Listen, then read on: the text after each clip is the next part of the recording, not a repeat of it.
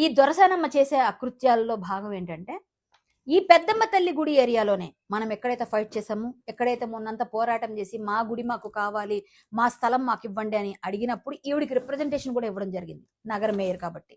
కానీ ఆవిడ ఏం చేసిందంటే, మీరు నా ఇంటి గుమ్మం కూడా తొక్కొద్దు, నా ఇంటి గుమ్మాన్ని తొక్కడానికి కూడా సరిపోరు, ఎందుకంటే మీరు ఇక్కడ మీరు అనుకున్న విధంగా నేను చెప్పినట్టుగా మీరు ప్రవర్తిస్తేనే మీరు గుమ్మం ఎక్కాలి, లేకపోతే రావద్దు అని కూడా కొన్ని వార్నింగ్లు ఇచ్చారు.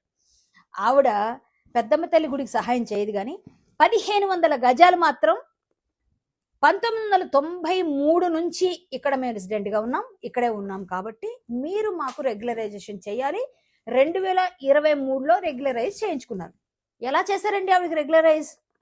1993 నుంచి ఉంటే చేసేస్తారా? ఈ పెద్దమ్మ తల్లి గుడి కూడా ఎన్నో ఒక 70-80 సంవత్సరాల నుంచి ఉంది కదా, ఎన్నో ఏళ్ల నుంచి ఉంది కదా.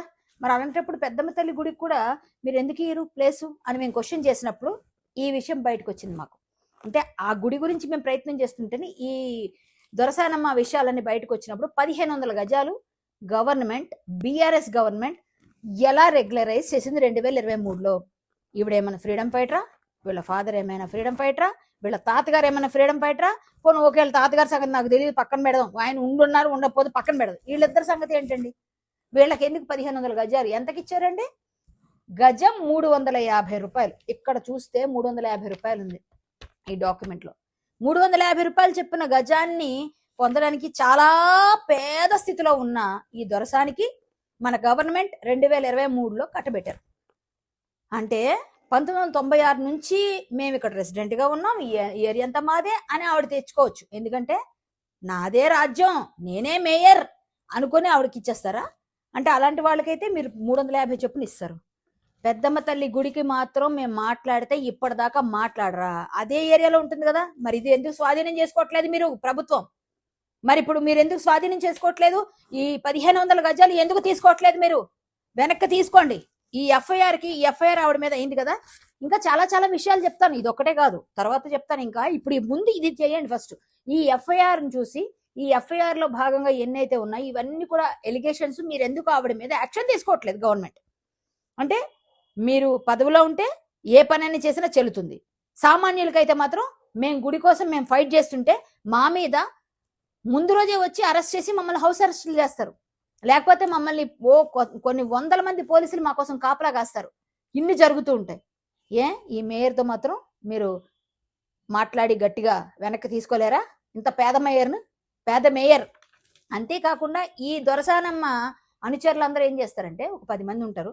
ఆ 10 మంది కూడా అక్కడ చిన్న చిన్న చిరు వ్యాపారులు అందరూ వచ్చి వారం శనివారం సంత నిర్వహించుకుంటుంటే ప్రతి ఒక్కరి దగ్గర 100 రూపాయలు కలెక్షన్, ఒక 40 వేలు కలెక్షన్ వారానికి. ఈవిడ పైన సరిపోదా శనివారం అనే విధంగా చాలా చాలా ట్యాగ్ లైన్లు పెట్టి పేపర్లలో కూడా పడినా కూడా మనం పట్టించుకోలే. ఆవిడ గురించి పేద పేద కుటుంబీకులు కేకే వారసులు అని రాశారు. మీకు అర్థమైంది కాబట్టి చెప్తున్నా ఎవరన్నది. మరి అప్పుడు కూడా పట్టించుకోలే. అంటే ఇవన్నీ పేపర్లో వచ్చినా, టీవీలో వచ్చినా, మన జర్నలిస్ట్ సోదరులు పెట్టినా, ఈవిడ 350 రూపాయలకి ఇంత గట్టిగా ఈవిడ చేస్తున్న ఈ దంద 350 రూపాయలు చెప్పని 1500 గజాలు తీసుకున్నారు. ఏమండి మా గుడికి మీరు ఇవ్వడానికి మాత్రం మీకు ఇబ్బందిగా ఉందా? 2 లక్షల రూపాయలు 2 లక్షల రూపాయలు గజానికి ఇస్తేనే మాట్లాడండి అన్న తహసీల్దార్. ఏమ్మా తహసీల్దార్ గారు, దీనికి సమాధానం ఏంటి? రిజిస్టర్ ఆఫీస్ నుంచి ఈసీ కూడా తెచ్చి మాట్లాడుతున్నాను నేను. ఈసీ కూడా సెండ్ చేస్తాను నేను పేపర్ వాళ్ళకి, మీడియా వాళ్ళకి. ఈసీ నా దగ్గర ఉంది ఇప్పుడు. ఇంకా కావాలంటే రిజిస్టర్డ్ డాక్యుమెంట్స్ తీసుకుంటాను నేను. ఎందుకు మీరు ఇట్లా చేస్తున్నారు అంటే, మేయర్ని అయితే అడిగే అవకాశం లేదా మీకు? హక్కు లేదా? సామాన్యుల మీద మీ ప్రతాపం చూపిస్తారా? ఇమ్మీడియట్ గా యాక్షన్ కావాలి, లేకపోతే లీగల్ ఫైట్ చేస్తాను నేను లీగల్ గా కూడా ప్రొసీడింగ్స్ చేస్తా.